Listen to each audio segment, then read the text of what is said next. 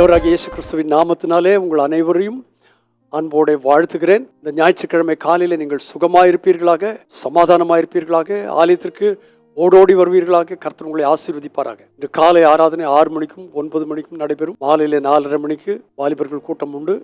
சாயங்காலம் 6 மணிக்கு துதி ஆராதனை உண்டு. எல்லாரும் வந்து கலந்து கொள்ளுங்கள். கர்த்தரை துதிக்கிற ஜனம் பாக்கியம் உள்ளது.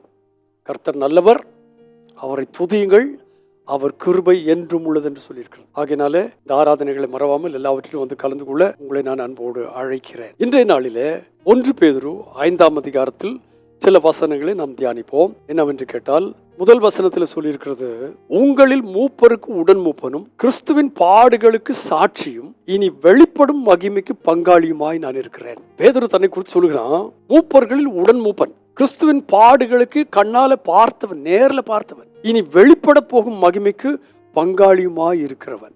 ஆகையினால நான் உங்களுக்கு சொல்லுகிற புத்தி என்னவென்றால், சுதந்திரத்தை இருமாப்பாய் ஆளாமல் மந்தைக்கு மாதிரிகளாய் கண்காணிப்பு செய்யுங்கள். அப்படி செய்தால் பிரதான மேய்ப்பர் வெளிப்படும் பொழுது மகிமை உள்ள வாடாத கிரீடத்தை பெறுவீர்கள். ஸோ தேவன் நமக்கு என்று மகிமை உள்ள கிரீடத்தை வைத்திருக்கிறார். அப்போஸ்தலனாகிய பவுல் அதை குறித்து சொல்லும்போது என்ன சொன்ன கேட்டால், நல்ல போராட்டத்தை போராடினேன், ஓட்டத்தை முடித்தேன், விசுவாசத்தை காத்து கொண்டேன். இது முதல் நீதியின் கிரீடம் எனக்காய் வைக்கப்பட்டிருக்கிறது. எனக்கு மட்டுமல்ல, என்னை போல அந்த நாளை எதிர்பார்த்து கொண்டிருக்கிற அனைவருக்காயும் அது வைக்கப்பட்டிருக்கிறது. வாடாத கிரீடத்தை பெறுவீர்கள். இதில் முக்கியமாக என்ன சொல்கிறது என்று கேட்டால், அவர் உங்களை விசாரிக்கிறவராகியால். 6ஆம் வசனம், ஏற்ற காலத்திலே தேவன் உங்களை உயர்த்தும்படிக்கு. மூப்பனாகிய பேதுரு, மகிமைக்கு எதிர்பார்த்து கொண்டிருக்கிற பேதுரு நம்மை பார்த்து சொல்கிறார், ஏற்ற காலத்திலே தேவன் உங்களை உயர்த்தும்படிக்கு அவருடைய பலத்தை கரத்துக்குள் அடங்கியிருக்கிறார். ஆத்திரப்படாதீங்க, அவசரப்படாதீங்க.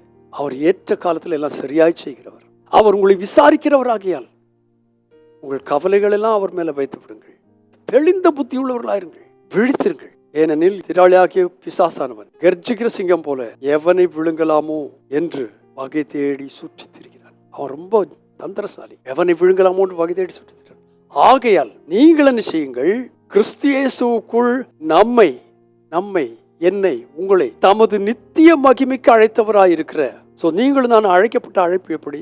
நித்திய மகிமைக்கு, தமது நித்திய மகிமைக்கு அழைத்தவராயிருக்கிற சகல கிருபையும் பொருந்திய தேவன் தாமே கொஞ்ச காலம் பாட அனுபவிக்கிற உங்களை என்னை ஸ்திரப்படுத்தி, சீர்படுத்தி, ஸ்திரப்படுத்தி, பலப்படுத்தி நிலைநிறுத்துவாராக. அவருக்கே மகிமையும் வல்லமையும் உண்டாயிருப்பதாக. மகிமைக்கு அழைக்கப்பட்டவர்கள் கர்த்தருடைய வருகை எந்த நேரமும் இருக்கத்தக்கதாக காத்திருக்கிற நாம், ஏற்ற காலத்திலே அவர் உங்களை உயர்த்தும்படி அவருடைய காலத்தில் அடங்கியிருக்கிறது மாத்திரமல்ல, நாம் அவருடைய நித்திய மகிமைக்கு அழைக்கப்பட்டவர்கள் என்று அறிந்து கொஞ்ச காலம் பாட அனுபவிக்கும் போது கர்த்தர் தாமே நம்மை சீர்படுத்துவாராக, ஸ்திரப்படுத்துவாராக, பலப்படுத்துவாராக, நிலைநிறுத்துவாராக.